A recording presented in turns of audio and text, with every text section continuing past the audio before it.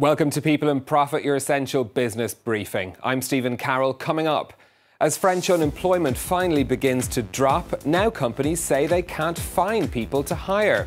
We'll crunch the numbers on France's new jobs dilemma. Giving up on GDP, why the world needs a new way to measure economic success. And learning English in the Mediterranean, how Malta is cashing in on its climate by drawing students away from the UK and Ireland. First up, though, after years of rising unemployment, the French jobless rate now finally seems to be on a downward trend. Unemployment in mainland France fell to 8.6% at the end of last year. That's the lowest it's been in 9 years. Falling unemployment has created other issues, though, with a number of sectors now saying they can't find people to fill vacant jobs. Solange Moujin reports. It's a dirty job, but someone's got to do it. France's #1 trash recycler, Paprec, has long struggled to find employees.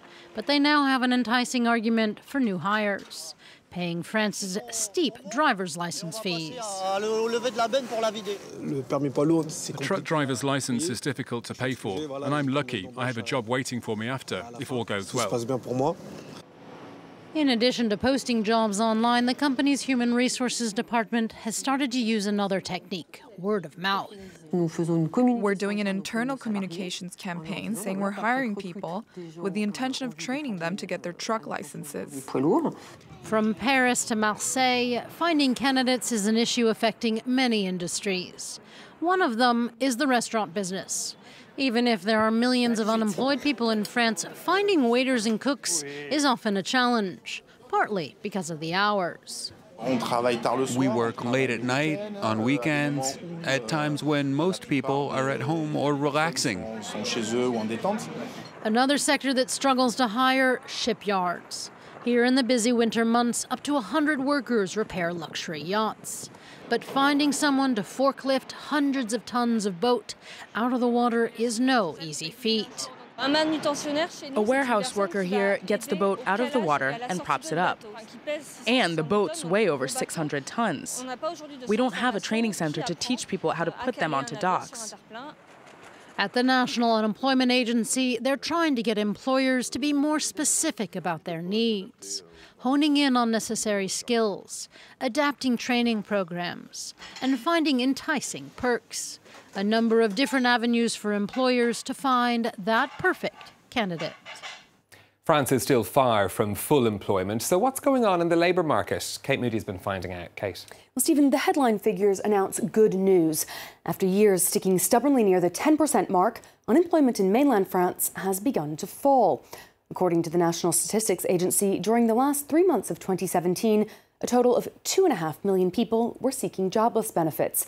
The overall rate is on par with the European average, but higher than neighbouring Germany. There's little difference between French men and women, but young people struggle more to find jobs. Just over a fifth of the population between 15 and 24 years old is out of work, while only 6% of those over the age of 50 are. Unemployment in the Paris region is just under the national average at about 7.7%. The rate is much higher in the north, where a downturn in industry has seen many high-profile factory closures, as well as in the south of France and in Corsica. As we heard in that earlier report, some industries are struggling to recruit, but France's private sector added a total of 253,000 employees last year. The vast majority were in retail, 1.6% more jobs created than in 2016. There was also more recruitment in the fields of agriculture and construction, while there was less call for manufacturing work. Permanent contracts are the most desirable in France, but have traditionally been the hardest to secure. The tide may be changing, though. Figures show a more than 14% jump in permanent hirings for the last 3 months of 2017 compared to a year earlier. The number of fixed-term contracts grew at half that rate. That's partly down to a wave of reforms that have made France's labour market more flexible. Stephen? Kate, thank you very much for that. Now next, finance ministers and central bankers from around the world were in Washington for the annual spring meetings of the International Monetary Fund and World Bank. The talk, as usual, was of the state of the global economy. The IMF outlining its latest forecast for growth of 3.9% of GDP globally. We talk regularly about gross domestic product, or GDP, when we're discussing economics.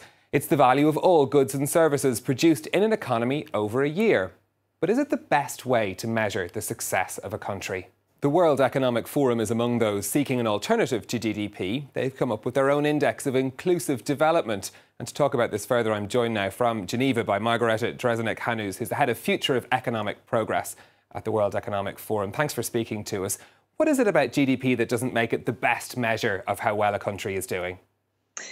Well, if we think about GDP, then it measures mainly the production side of the economy. So in that respect, it's actually a fairly good measure of what number of goods and services produced in the economy. At the same time, it's very often used as a proxy for measuring well-being, and this is where the difficulties lie. It is not a very perfect proxy of well-being.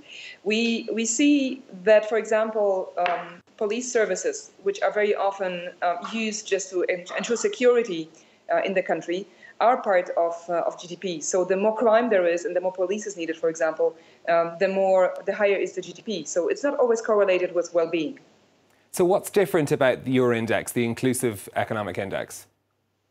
Our index, Inclusive Development Index, looks at a wider range of measures. So we assume that the objective of economic progress is not just growth, but also having a certain level of equality, having a certain level of employment.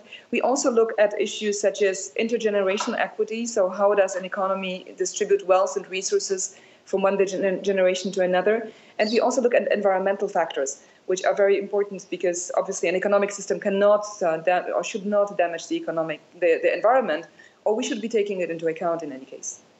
So what's different then when you look at the rankings under your index versus, the biggest economies in the world? How do they compare? So when you compare to the GDP rankings, we see that there's a very strong correlation, actually. So that's the good news. So many of the countries that have strong GDP, they also have the institutions to ensure that they do well on the other factors in place. But there are some countries that actually stand out, and one of those countries is the United States. It does significantly better on GDP than it does on the Inclusive Development Index. And this is a sign that the US is very growth-driven, but does not so well in terms of environment, equity, intergenerational equity as well. Does your index also help to balance out some of the things that often get lost in GDP? I'm thinking of big international companies that do business in different parts of the world, that shift their business around. We know that Ireland, for example, came up with a different measure for its economy because it has a lot of multinationals. Does the Inclusive Development Index take that into account? Not directly. We use data that's available, so we were not able to measure there yet. Maybe in future this is one of the developments we could be looking at, because indeed this is main issue. And overall, the digital economy has changed many ways in terms of the measurement. There are many items of the digital economy that we are not able to measure yet, and they are also not included in the Inclusive Development Index. And this is because there's a huge share of what we call intangibles, so elements that are not monetary, and those need to be valued. So there's a lot of work around the world going on, and also at the World Economic Forum, in terms of identifying how we can better measure the digital economy and the associated value that's created in each of the countries. And this could be used, for example, for regulatory or taxation purposes afterwards. Who comes out on top in the Inclusive Index? This year it's Norway that comes out on top of the Inclusive Development Index. And it comes out because it is a strong combination of high growth, but also equity and environmental sustainability. Do you think you'll be able to convince politicians that your index is a better one to benchmark their countries against? Because politicians are often very worried and pay great attention to GDP figures. Do you think they'll be able to think more broadly about this? I think we're starting to see a change in how politicians actually look at this data. There are still a number of challenges with respect to this data that we capture in the Inclusive Development Index. First of all, it's annual, and GDP figures come out more frequently. So this is a big advantage of GDP. But we see also a change that politicians look more at inequality data, at poverty, at unemployment data as a complement to purely looking at GDP.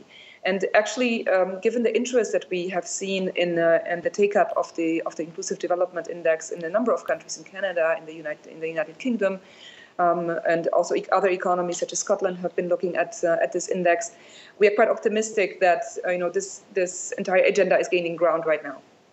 OK, Margareta Drzeniek-Hanouz from the World Economic Forum, thank you very much for speaking to us from Geneva. Now next, it's big business in Britain and in Ireland, but an increasing number of students from continental Europe are choosing Malta as a destination to learn English. Courses on the Mediterranean island are often cheaper, and of course there's the added benefit of sunshine. Alexander Alcott reports.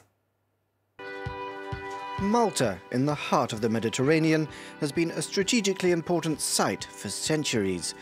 It's been colonised many times, most recently by the British, who ruled until independence in 1964. They left behind many reminders, not least the English language, which is now drawing increasing numbers of people to these picturesque surroundings. Jade is taking a break from her degree in marketing in France to spend 6 months learning English in Malta. I chose Malta for this, the view, the sea and the sunshine. So you wouldn't like London? No, I don't like the rain. Another student from France, Luna, is spending 2 weeks learning English ahead of her end-of-school exams. Very nice. Thank you. I think it's better here because in France we're stuck at our desks. We just have to listen and write things down. And we don't talk much amongst ourselves. Here we work as a group. Last year, more than 87,000 foreign students enrolled in English language schools in Malta, an increase of almost 14% year on year. The majority came from Italy, Germany and France. All privately run, the schools are popping up on street corners everywhere. The low living costs in Malta are another benefit of studying there. Hi.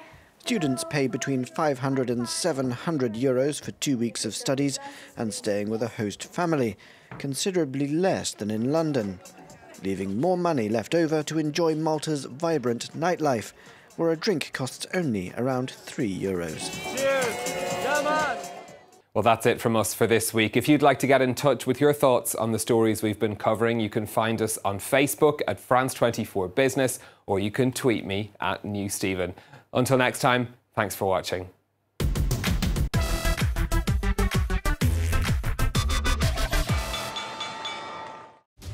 You might watch France 24 in English, but don't forget, France 24 is also broadcast in French, Arabic and Spanish. Muy buenas tardes, bienvenidos a las noticias de France 24. Available on cable and satellite systems and online media in France and around the world.